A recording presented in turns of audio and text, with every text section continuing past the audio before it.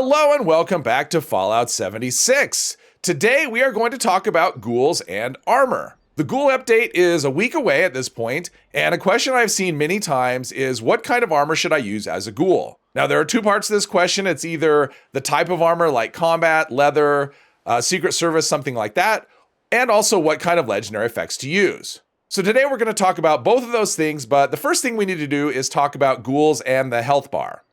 So the way the health bar functions with the ghoul is actually, there's two parts to it.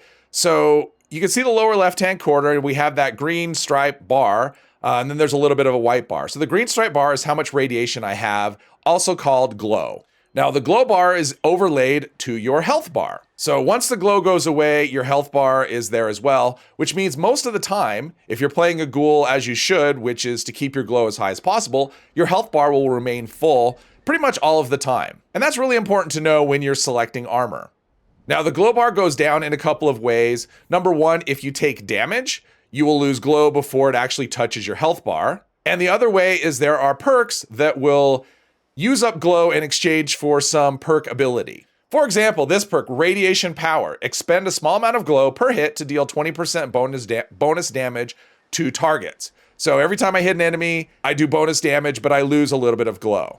So the fact that you lose a bit of glow either through damage or by using perks means that glow is something you have to manage and you'll have to refill it. And there's a couple of ways that you'll do that.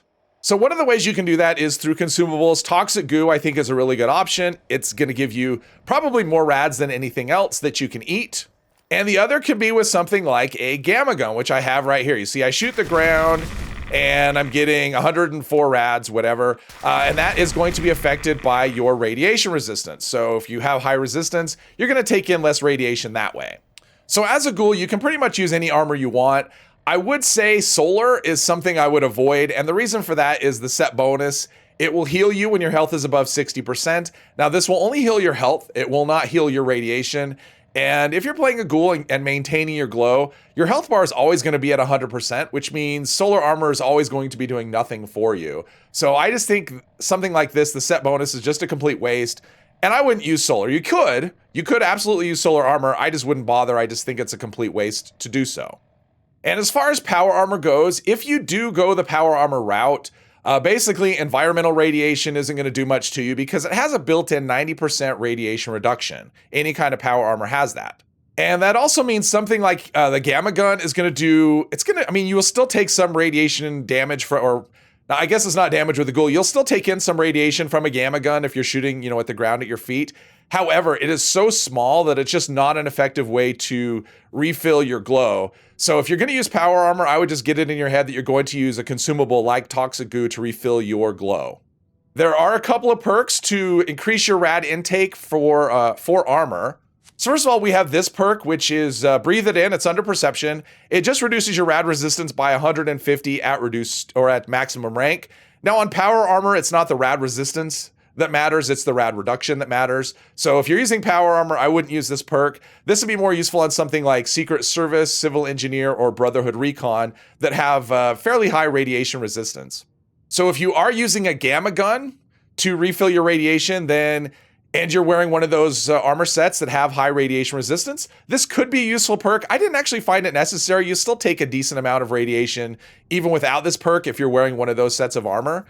And this does take 3 perk points as well. So that's something to consider because the ghoul perks, they can make the perk tree a little bit crowded and you may not want to give up 3 perk points for that.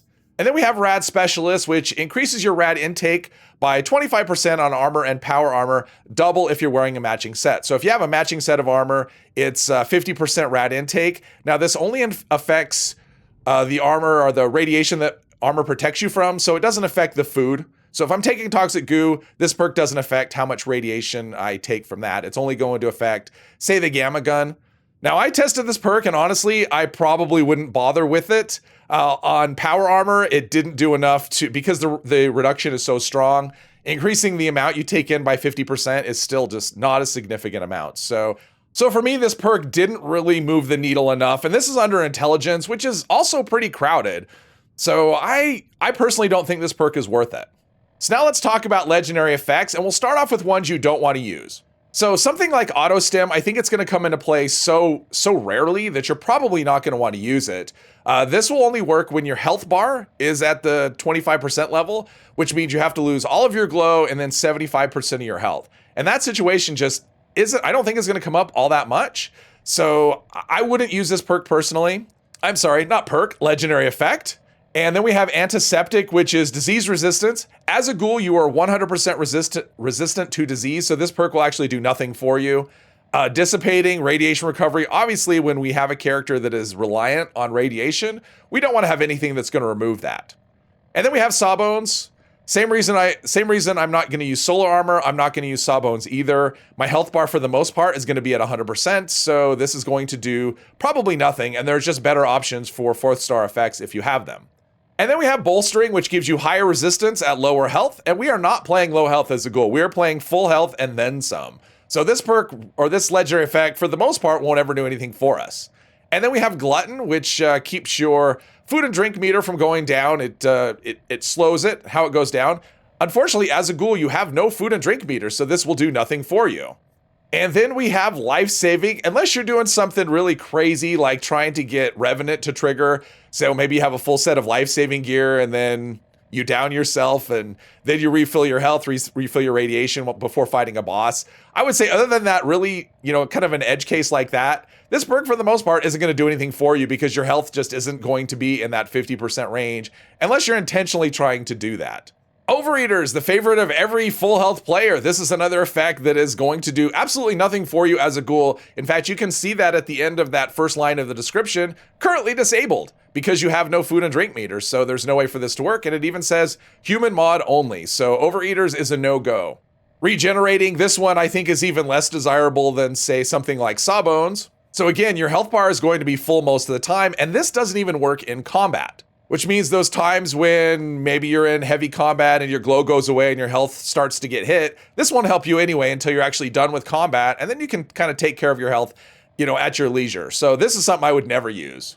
And then we have Unyielding. You are not going to play low health as a ghoul, so Unyielding is just not something you're going to want to use. And Hazmat, I don't know how many people use this, but you don't want anything that gives you radiation resistance because radiation is your friend as a ghoul, so anything that gets in the way of that is your enemy.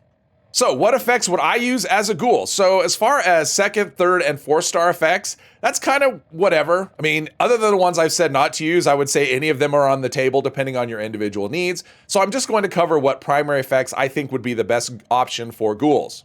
So one way you could go would be Vanguards. This is usually not something I would choose because once you start taking damage, you start losing health, which means Vanguards gives you less protection. So the time you want it the most is the time it actually starts going away. But as a ghoul, that's not as much of an issue because your health bar will be mostly full because it only takes your health into consideration, not how much glow you have.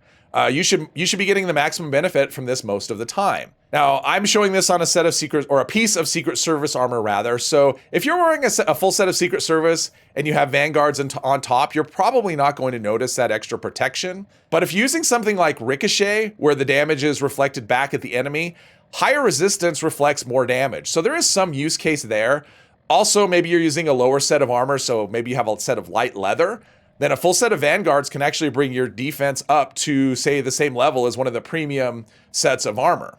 But now we're to the way that I would actually run a ghoul as far as the armor goes. I would use a mix of enemy reduction armors. So something like Troubleshooters, Mutant Slayers, Zealots, Ghoul Slayers, Exterminators, stuff like that. I would do a mix and match set so I can get reduction from a bunch of different kinds of enemies. I think that is the best option.